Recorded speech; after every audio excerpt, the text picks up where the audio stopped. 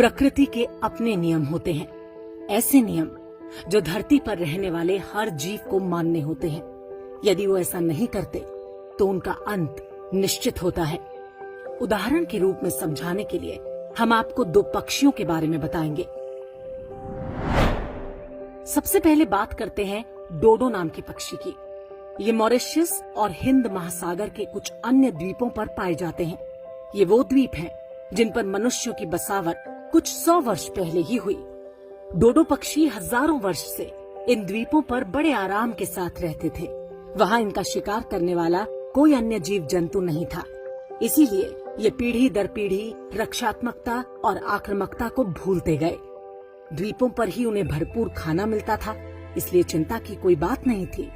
प्रकृति ने मूल रूप से उन्हें तीव्र गति से भागने और उड़ने के गुण दिए थे, लेकिन इसकी कोई आवश्यकता ही नहीं पड़ती थी। धीरे धीरे इनके पैरों की हड्डियां नर्म होती चली गईं। 16वीं शताब्दी के शुरू में जब डच लोग मॉरिशस पहुंचे तो वह हैरान रह गए कि इस पक्षी को बहुत आराम से पकड़ा जा सकता है। खतरा सामने देखकर भी वो स्वयं को बचाने की कोशिश नहीं करते। डच लोग अपने साथ कुत्ते और चूहे इत्यादि भी लेकर गए थे। कुत्तों ने भी इनका शिकार करना शुरू कर दिया, चूहों ने इनके अंडे खाने शुरू कर दिए। डोडो पक्षी के अंदर खतरे को समझने और आत्मरक्षा का मूलभूत गुण भी समाप्त हो चुका था।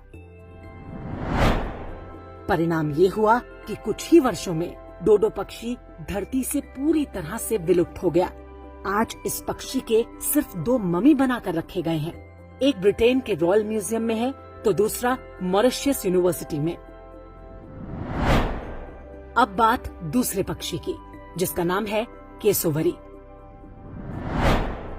ये पक्षी ऑस्ट्रेलिया और न्यूजीलैंड से लगे द्वीप समूहों और कैरेबियन सागर के द्वीपों पर रहता है।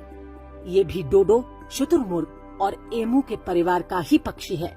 जिन जगहों पर ये रहते हैं वहाँ पर इनका शिकार करने वाले कई दूसरे जानवर रहते थे। समय के साथ मनुष्यों ने भी इनका शिकार शुरू कर दिया। परिणाम ये हुआ केसोवरी पक्षी ने पीढ़ी दर पीढ़ी अपने अंदर आक्रामकता और आत्मरक्षा के गुण विकसित कर लिए। मनुष्य को देखते ही ये उन्हें दौड़ा लेते हैं और पंजों से वार करते हैं। इनके नाखून 8 इंच लंबे किसी तेज चाकू की तरह पैने होते हैं। ये पक्षी 50 किलोमीटर प्रति घंटे की रफ्तार से दौड़ सकता है। इस पक्षी ने समय के साथ झुंड यानी समूह में रहना भी सीख लिया। कोई शिकारी अगर हमला करे तो समूह का दूसरा पक्षी पीछे से आकर शिकारी पर हमला कर देता है। आज जिन जंगलों में केसोवरी पक्षी पाए जाते हैं वहाँ बड़े बड़े चेतावनी के बोर्ड लगे होते हैं, क्योंकि ये मनुष्य को देखते ही उन पर हमला कर देते हैं। मनुष्यों ने भी उनका शिकार बंद कर दिया और केसोवरी आज आराम से अपने प्राकृतिक निवास स्थलों पर ही रहते हैं। इन दोनों पक्षियों के उदाहरण से वही सीख मिलती है कि जो प्रजाति अपनी नई पीढ़ियों को हमलों का प्रतिकार नहीं सिखाती वो नष्ट हो जाती है। अहिंसा, दया और करुणा जैसे मानवीय गुणों के साथ साथ अस्तित्व की रक्षा के लिए शत्रु बोध का होना भी उतना ही आवश्यक है। शत्रु बोध के अभाव के लक्षण आज हम अपने समाज में स्पष्ट देख सकते हैं। हम उनको भी अपने जैसा समझने लगते हैं जिन्हें बचपन से ही बता दिया गया है कि काफिर को मारना या उसका धर्मांतरण करना ही उनके जीवन का एकमात्र लक्ष्य है।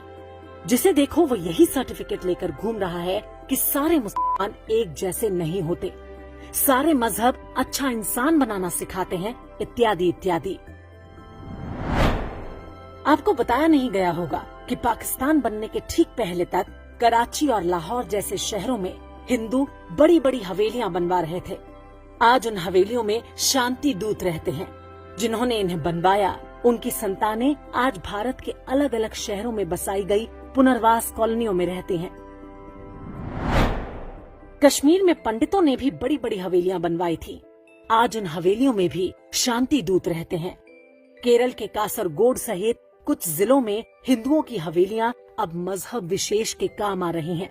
लगभग यही स्थिति बंगाल की है। हिंदुओं की बड़ी जनसंख्या आज डोडो पक्षी बनी हुई है।